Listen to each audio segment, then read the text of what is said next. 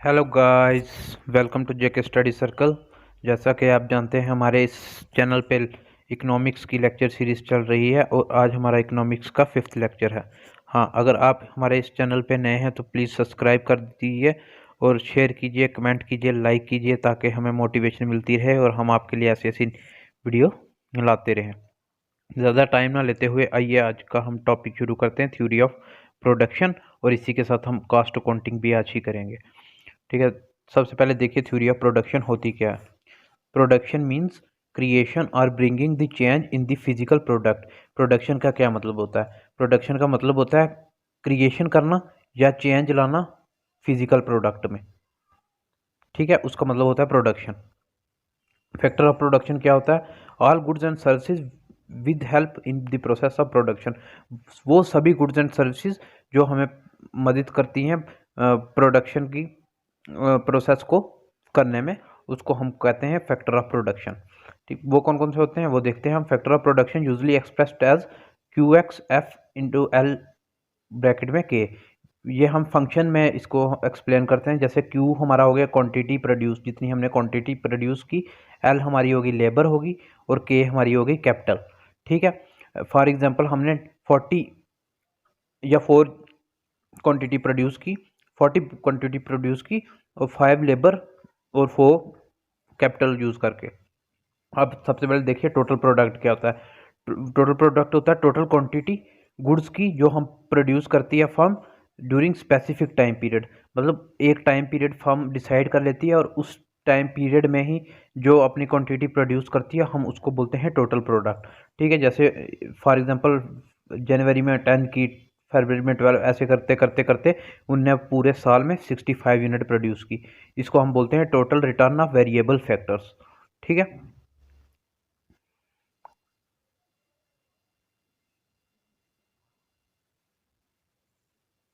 अब marginal product क्या होता है? मार्जिनल प्रोडक्ट कहते हैं rate of change in the total product. कितना रेट किया टोटल प्रोडक्ट में by producing one more unit of output. एक एक्स्ट्रा यूनिट हमने प्रोड्यूस की, उसके साथ हमारे टोटल प्रोडक्ट पे कितना चेंज आया, उसको हम बोलते हैं मार्जिनल प्रोडक्ट। ये मार्जिनल प्रोडक्ट जैसे हो गया मतलब 45 हमने पहले प्रोड्यूस करते थे, अब हमने मतलब 5 कम कर दिए, हमने 40 प्रोड्यूस किए, दैट इज़ मार्जिनल प्रोडक्ट। ठीक है। एवरेज प्रोडक्ट क्या होता है? Average output produce per unit variable factor कि मतलब तो एवरेज प्रोडक्ट हो गया TP upon L, total product upon variable factor. L जो होती है हमारी लेबर होती है, लेबर जो होता है हमारा वेरिएबल फैक्टर होता है। ठीक है। मतलब एवरेज प्रोडक्ट हमारा हो गया कि हमने कितने टोटल प्रोडक्ट बनाए, उसमें से लेबर माइनस कर, लेबर को डिवाइड कर देना है। ठीक है। बेसिक फार्मूले देख लो। बेसिक फार्मूला क्या होता है? एवरेज प्रोडक्ट का फार्मूला होता है टीपी अपॉन एल। टीपी हमारा हो गया टोटल प्रोडक्ट, एल हो गया लेबर, एपी हो गया एवरेज प्रोडक्ट। और इसी के साथ हम टीपी निकाल सकते हैं। टीपी हो गया AP upon AP into L. TP हो गया AP average product into labour. TP को हम बोलते हैं सबमिशन ऑफ एमपी। एमपी होता है हमारा मार्जिनल प्रोडक्ट। एमपी का फार्मूला होता है TP total product minus total product minus 1। ठीक है। टोटल प्रोडक्ट में से -1 करते हैं तो तब हमारा निकल जाता है एमपी। वो हम इसे चार्ट के थ्रू हम आपको समझाएंगे कैसे निकलता है। फॉर एग्जांपल हमने एक लेबर हमें दिया हुआ टोटल प्रोडक्ट 50, एवरेज प्रोडक्ट 50 और एमपी 50। फर्स्ट में तो आपको सारा गिवन होगा। अब अगर हम जब 2 लेबर लगाएंगे तो तब हमारा टीपी हो, मान लो 90 है, तो एपी हमारा हो गया 45। ठीक है। देखो यहाँ फार्मूले आपको दिए हुए हैं, आप आराम से निकाल सकते हो। चलो यहाँ से ले लो, ये देखो एपी का क्या फार्मूला होता है? TP upon L. टीपी अगर 50 दिया हुआ है, ठीक है, हमने एपी निकालना है, लेबर हमें 1 दिया हुआ है, ठीक है, तो निकल जाएगा, एपी निकल जाएगा। एपी क्या होगा? AP is equal to TP upon L. TP upon L हमें देखो एपी निकालना है, टीपी हमें दिया हुआ है 50 अपॉन लेबर 1, तो हमारा एपी क्या हो गया? 50 आ गया, निकल गया 50। अब देखो अगर हमारे पास एपी है तो एपी भी निकल गया। अब हमें एमपी निकालना है। एमपी का क्या फार्मूला है? TP N minus TP N minus 1। TP N हो गया हमारा 50 TPN हमारा क्या हो गया, देखो एम फर्स्ट में तो MP बिल्कुल सेम रहेगा, ये नेक्स्ट में अप्लाई करेगा। देखो MP हमें फर्स्ट में गिवन है, अब सेकंड में देखो,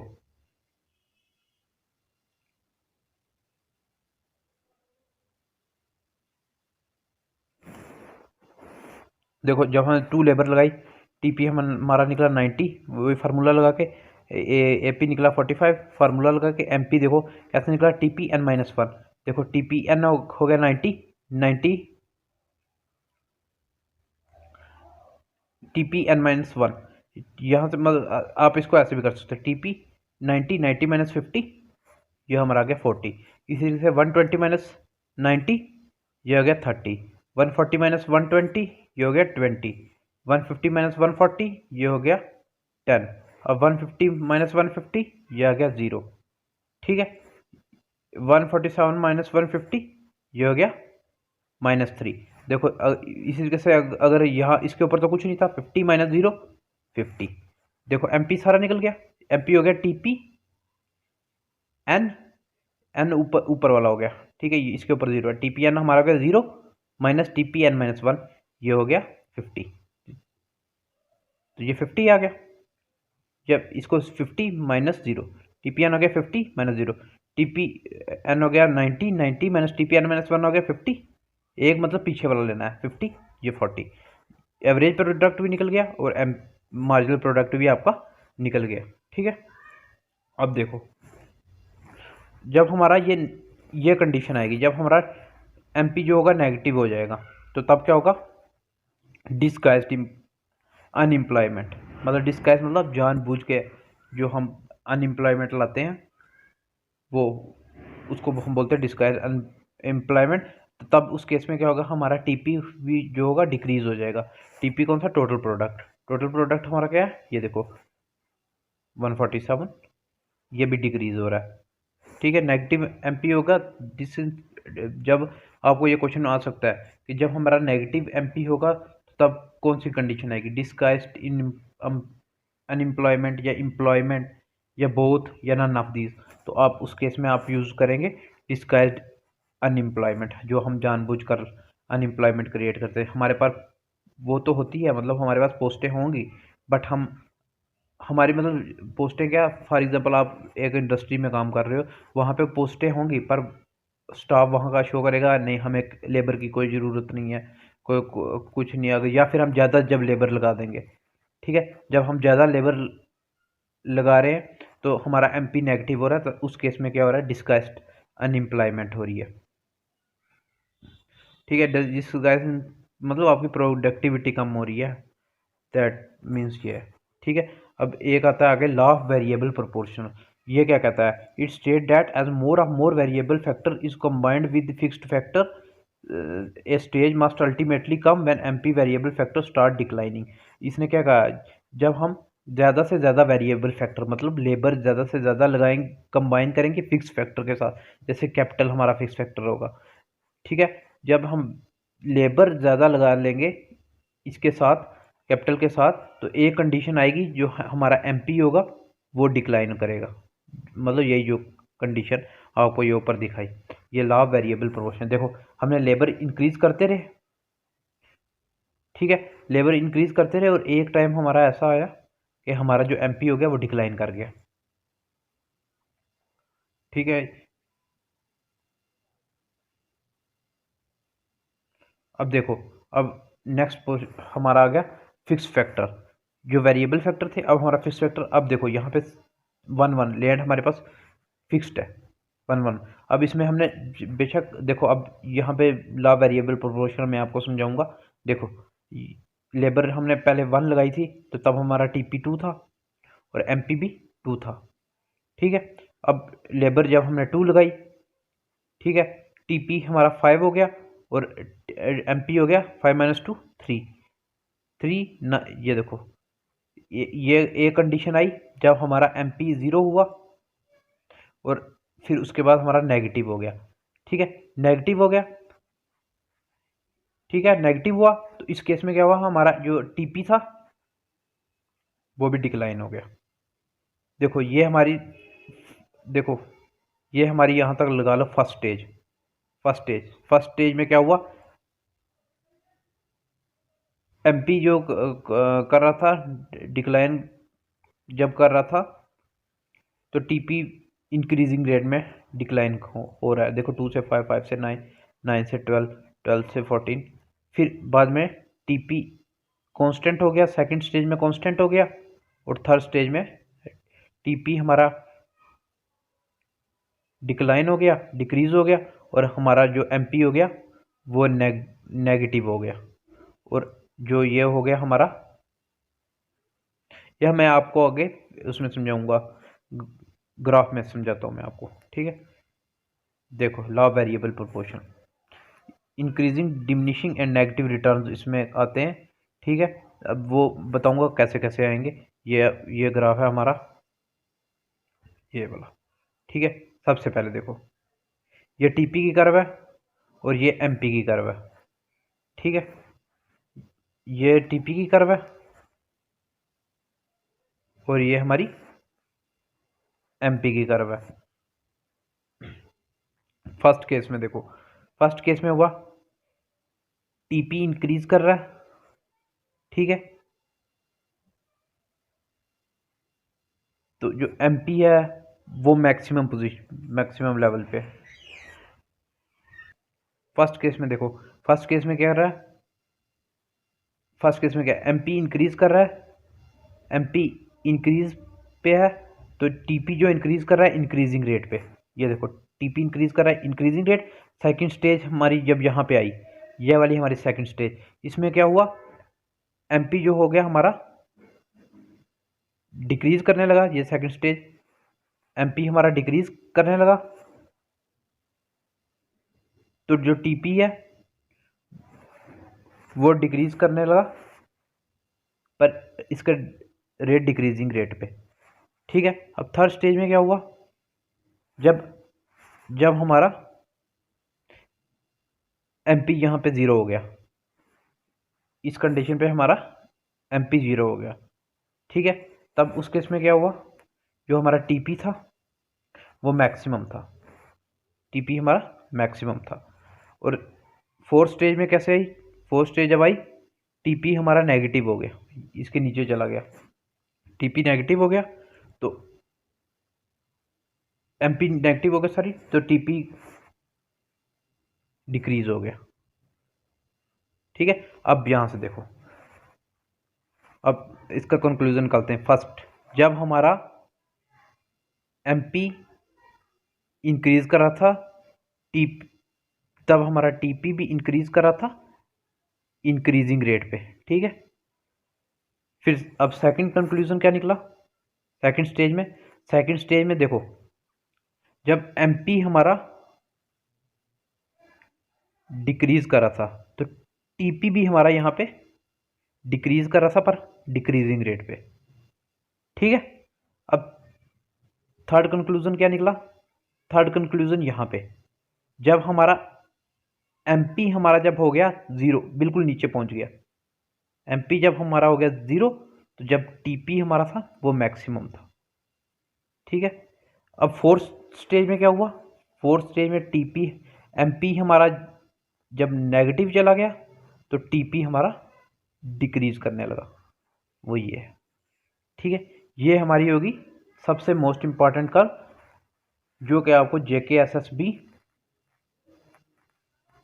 पंचायत अकाउंट असिस्टेंट में यह क्वेश्चन आया हुआ था।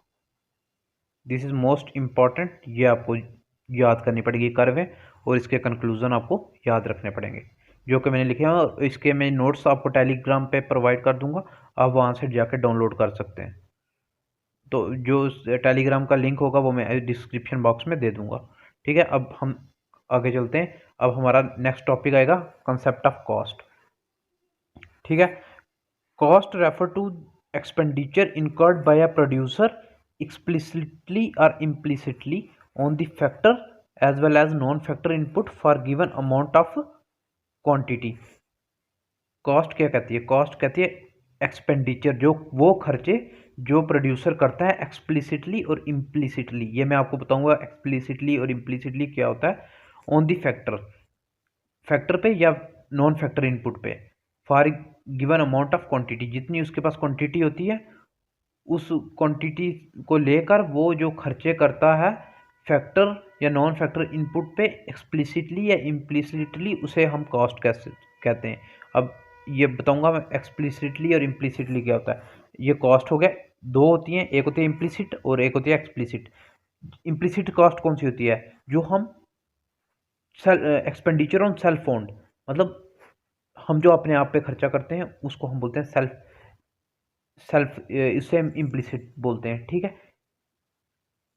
ठीक है। जैसे हमने मतलब एम्प्लॉय रखे, उनको अब ट्रेनिंग करवानी है, वो जो उन ट्रेनिंग पे जो खर्चा आएगा वो हमारा इम्प्लिसिट है, वो हमारा अपना खर्चा है, सेल्फ एक्सपेंडिचर है, सेल्फ ओन एक्सपेंडिचर है, सेल्फ एम्प्लॉयड रिसोर्स जो हम करते हैं वो इम्प्लिसिट हो गया। एक्सप्लिसिट तो क्या हो गया, वो खर्चे जो बाहर हम करते हैं, जैसे हम फर्नीचर खरीद लिया मार्केट से, वो एक्सपेंडिचर हो गया ना हमारा, वो भी उसको हम बोलते हैं एक्सप्लिसिट एक्सपेंडिचर। ठीक है।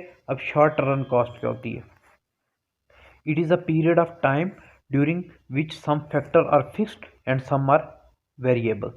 ठीक है, कुछ फैक्टर तब फिक्स्ड होते हैं, कुछ फैक्टर वेरिएबल होते हैं, उन दोनों को जब हम कंबाइन करते हैं तब हमारी बनती है टोटल कॉस्ट। ठीक है, अब ये वही लिखा हुआ है, total cost is equal to total fixed cost plus total variable cost. ठीक है, ठीक है। अब फिक्स्ड कॉस्ट क्या होती है,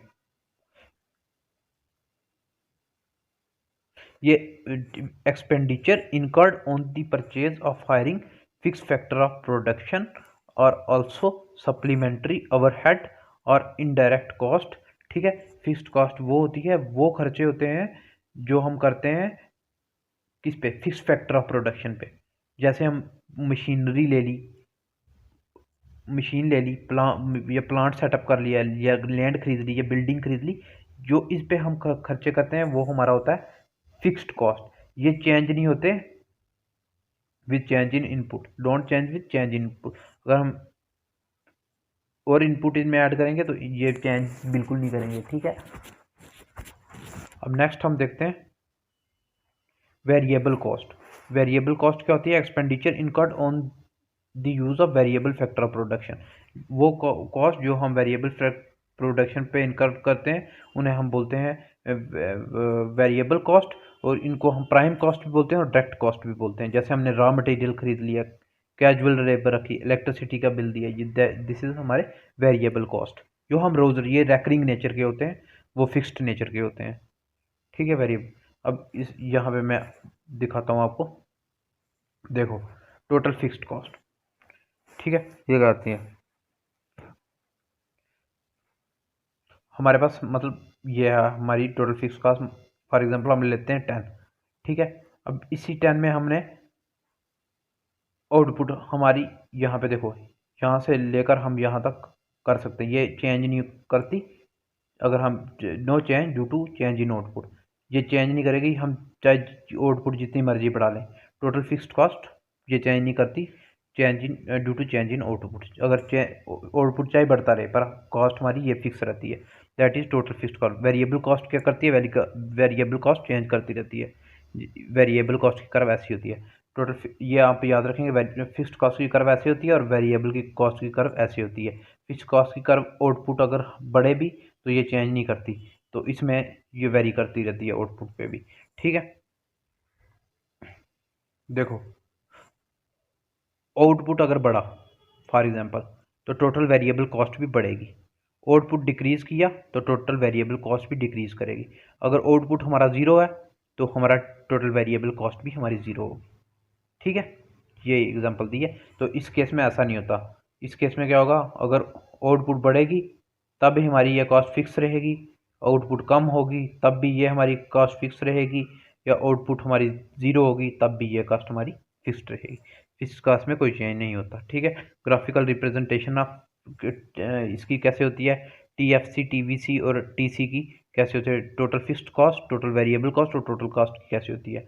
ठीक है, देखो जो होती है, हम फॉर एग्जांपल ये ले लो, टोटल फिक्स कॉस्ट मैंने आपको बताया ये ऐसी होती है, टोटल वेरिएबल कॉस्ट ऐसी होती है, और इसी के साथ टोटल कॉस्ट हमारी ऐसे होती है, ये आप याद रखेंगे, ठीक है। Total variable cost, total fixed cost sorry, और ये हमारी टोटल वेरिएबल कॉस्ट, ये ऐसे ये कर्व आप याद रखेंगे। देखो ये हमारे आउटपुट हो गए, ठीक है। अब देखो आउटपुट बढ़ता रहेगा, आउटपुट बढ़ता है, ठीक है। तो फिक्स्ड कॉस्ट हमारी फिक्स रहती है और वेरिएबल कॉस्ट हमारी चेंज होती रहती है, ठीक है। वेरिएबल कॉस्ट कैसे चेंज होती है, देखो फिक्स कॉस्ट फिक्स रही है, आउटपुट हमारा जीरो है, वेरिएबल कॉस्ट भी हमारी जीरो है। अगर आउटपुट हमारा 1 है, फिक्स कॉस्ट वही रही 10, और वेरिएबल कॉस्ट हमारी कितनी होगी 10, ठीक है। और टोटल कॉस्ट हमारी होगी इन दोनों का प्लस 20, ठीक है। अब देखो, अब हमारी आउटपुट हमने 2 दी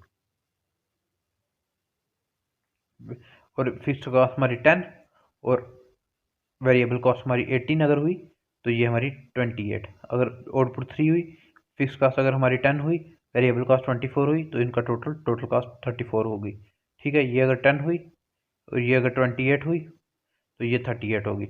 ऐसे मतलब इन दोनों को प्लस करके ये हमारा होता है फिक्स्ड कॉस्ट और वेरिएबल कॉस्ट हमें दी होती है, और उनका प्लस करके हम टोटल कॉस्ट निकाल सकते हैं, ठीक है। इसका कंक्लूजन यही निकला, अगर हमारी फिक्स्ड कॉस्ट हमारी फिक्स होगी और अगर आउटपुट भी अगर उसमें चेंज आता है तो फिक्स्ड कॉस्ट हमारी फिक्स रहेगी। वेरिएबल कॉस्ट में क्या होता है, वेरिएबल कॉस्ट में अगर हमारी आउटपुट बढ़ेगी और अगर हमारी आउटपुट बढ़ेगी तो हमारी वेरिएबल कॉस्ट भी बढ़ेगी। अगर हमारी आउटपुट डिक्रीज होगी तो वेरिएबल कॉस्ट भी हमारी डिक्रीज होगी। अगर हमारी आउटपुट ज़ीरो होगी तो वेरिएबल कॉस्ट भी हमारी ज़ीरो होगी, ठीक है। अब देखो behaviour of fix cost, variable cost और total cost. Total fix cost is constant at all the level, ये हमने देख लिया। TVC increases, total variable cost increases होगी तो आउटपुट भी हमारी इंक्रीज करेगी, ये भी हमें पता है। Total cost parallel to total variable cost, ये मैंने आपको बताया। ये देखो कर्व, ये टोटल वेरिएबल कॉस्ट के पैरेलल चलती है total cost total variable cost के, ठीक है। ये हमारे यहाँ से कंक्लूजन निकले। अब एवरेज कॉस्ट क्या होती है, cost per unit output. Average cost होती है टोटल कॉस्ट अपॉन कितनी हमने क्वांटिटी प्रोड्यूस की, क्वांटिटी ऑफ आउटपुट। एसी का फार्मूला होता है टोटल कॉस्ट अपॉन क्वांटिटी, ठीक है। Average factor cost plus average variable cost formula होता है, ठीक है। अब एवरेज फिक्स्ड कॉस्ट देखनी है। अब वो कैसे होता है, देखो आउटपुट ये मतलब फैक्टर कॉस्ट, इसको फिक्स कॉस्ट ये फिक्स रही, आउटपुट हम बढ़ाते गए 1, ठीक है। एवरेज फैक्टर कॉस्ट क्या होगा बताया नहीं मैंने, क्या कहते हैं fixed cost upon quantity. 10 divide by 1 10, 10 divide by 2 5। मतलब ये देखो factor cost, average factor cost निकल रही है, इसको इससे करेंगे 3.3 2.4, इस तरीके से सारी ये निकल जाएगी, ठीक है। अब इसकी हम कर्व ड्रा करेंगे, ये इसकी कर्व कुछ इस तरीके से ड्रा होगी, इस तरीके से ड्रा होगी। अब इसके हम यहाँ से हम इसके फीचर्स लिख सकते हैं।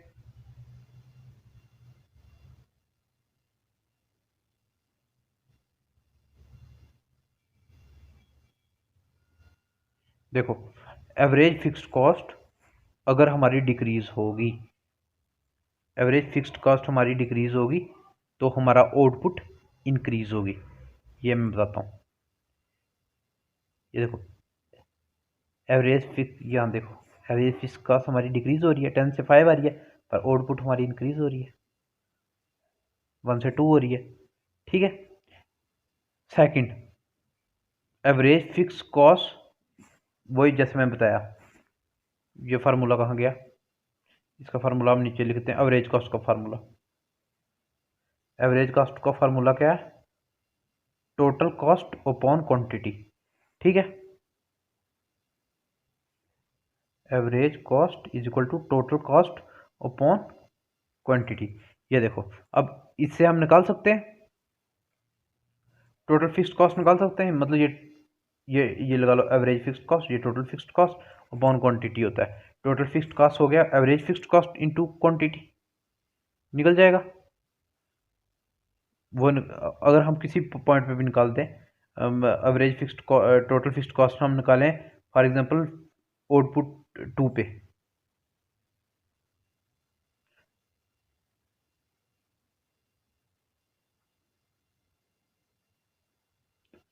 निकालें 2 मल्टीप्लाई बाई 5 कितना होगा 10,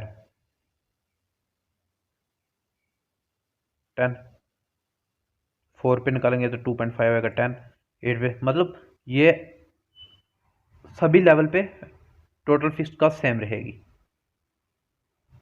ये आप प्रूफ, ये हाँ यहाँ से हम प्रूफ कर सकते हैं। ठीक है, देखो average fixed cost is equal to total fixed cost upon quantity.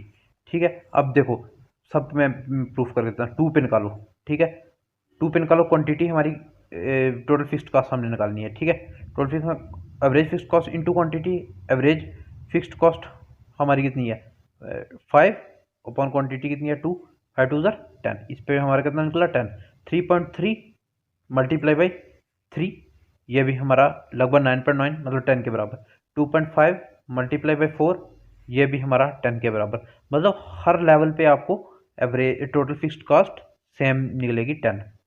ठीक है,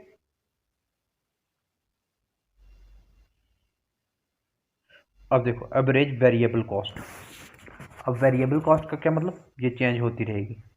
ठीक है, वेरिएबल कॉस्ट मतलब एक वन लेबर जब हमने वन यूज़ की आउटपुट हमारा निकला तो तब हमने वेरिएबल कॉस्ट थी 10, 2 पे हमारी थी 18, तो अब एवरेज वेरिएबल कॉस्ट कैसे निकलेगी, एवरेज वेरिएबल कॉस्ट वैसे निकलेगी 10 डिवाइड बाई 1, 10, ये 18 डिवाइड बाई 2 19, 9, 8 24 डिवाइड बाई 3 8, इस तरीके से ये सब निकलती जाएगी।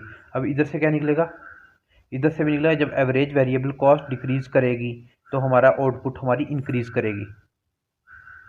वो लिखा हुआ है व्हेन एवरेज कॉस्ट डिक्रीजेज,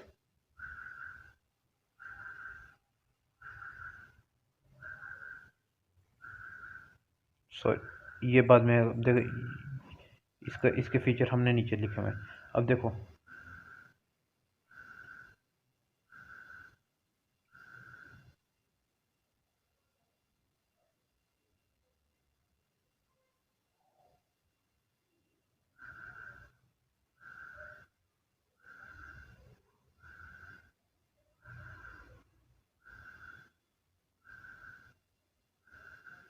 देखो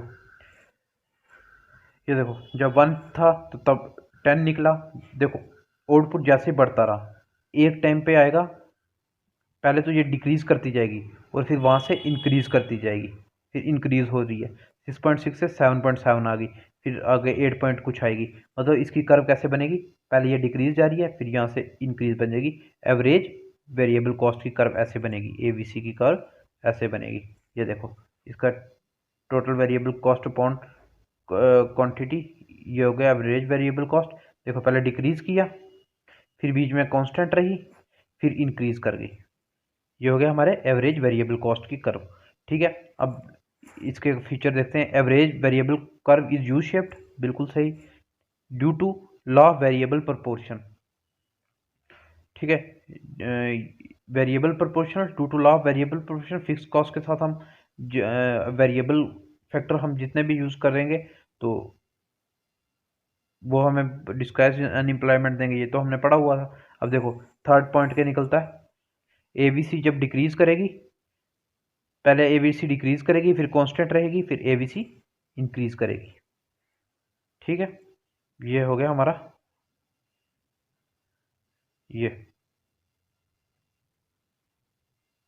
अब सबसे पहले फैक्टर इनपुट क्या होता है, जो हम डायरेक्टली रिलेटेड हो प्रोडक्शन से, जैसे मशीनरी हो गया, प्लांट हो गया, जो फिक्स्ड हो, मतलब नॉन फैक्टर क्या हो गया, रॉ मटेरियल हो गया, कैपिटल हो गया, ये नॉन फैक्टर इनपुट होते हैं, रॉ मटेरियल जैसे हो गया, कैपिटल हो गया। तो जो फैक्टर इनपुट होते हैं वो डायरेक्टली रिलेटेड होते हैं प्रोडक्ट से, मशीनरी हो गया, प्लांट हो गया, जो मतलब प्रोडक्ट में यूज़ करें। डायरेक्टली यूज़ करें तो इनडायरेक्टली रॉ मटेरियल हो गया, कैपिटल हो गया, ठीक है। फिर उसके बाद हम देखते हैं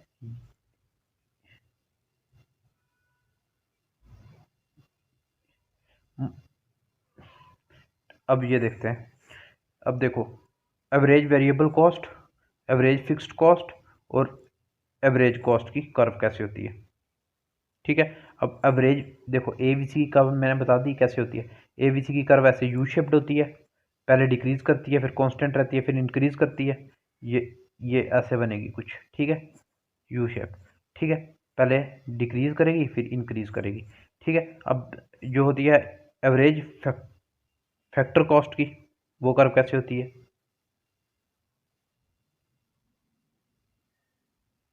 ये वाली होती है। फिक्स्ड कॉस्ट की कैसे होती है, नीचे, ये देखो, ये वैसे ही है नीचे, ठीक है। और एवरेज कॉस्ट की कैसे होती है, ऊपर, ये ये भी मैंने आपको बता दिया।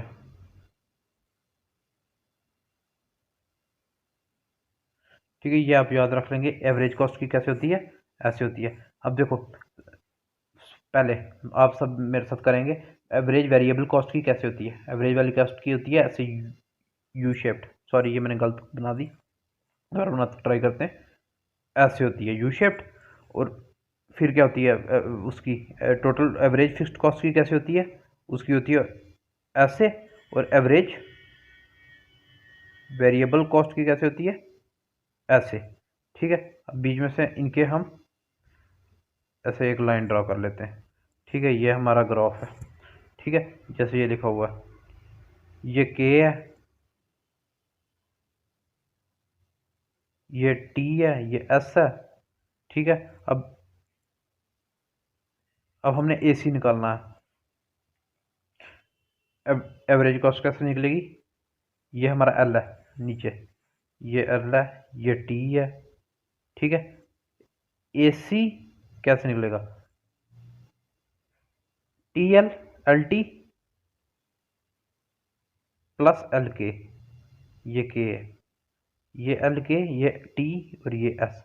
ए सी निकलेगा एल टी प्लस एल के, एल टी प्लस एल के। और उसके बाद ए सी जो होता है वो एल एस के बराबर होता है। ए सी एवरेज कॉस्ट हमारी होती है ये वाली, ऊपर से लेकर नीचे तक एल एस के बराबर होती है। और एवरेज वेरिएबल कॉस्ट,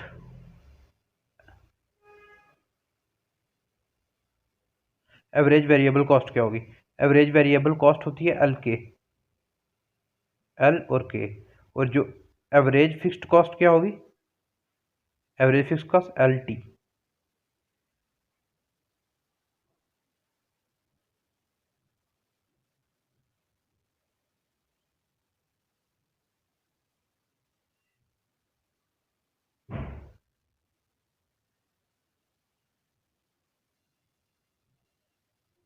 ठीक है, अब लास्ट हमारा रह गया मार्जिनल कॉस्ट क्या होता है।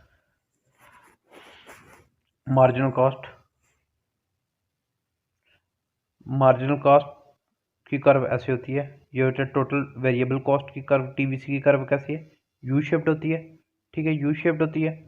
तो इसमें क्या कहते हैं, इसको हम एमसी भी बोलते हैं, मार्जिनल कॉस्ट भी इसको बोलते हैं, एमसी होती है जो टीवीसी के बराबर होती है, ठीक है। जो टीवीसी मैंने आपको बताया यू शेप्ड वाली होती है, यही एमसी होती है, ठीक है। ये याद रखें कि एमसी निकालने का फार्मूला क्या होता है, टीसी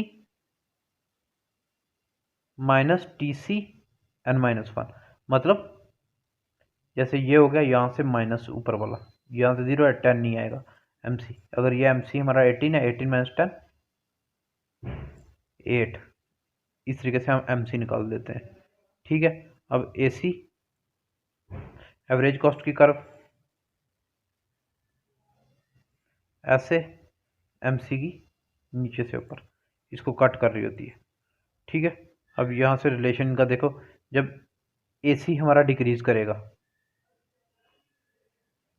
तो एमसी जो होगा वो लोअर देन एसी होगा, ठीक है। फिर जब AC हमारा इंक्रीज करेगा MC is greater than AC होगा। जब AC डिक्रीज करेगा MC is greater than AC, AC increase करेगा MC is greater than AC होगा। AC जब बिल्कुल नहीं चेंज करेगा इस पॉइंट पे, MC और AC दोनों इक्वल होंगे। ये थर्ड कंक्लूजन है। ठीक है, ये था हमारा आज का topic, theory of production and cost concept. Guys ये मैं सीधी बात बताऊं, ये है रट्टे वाला चैप्टर, इसको आप जितना रट्टा लगा सकते हो लगाओ। इसका निचोड़ यही है, इसको जितना रट्टा लगा सकते हो, इसमें कर्वें आपको याद रखनी पड़ेंगी।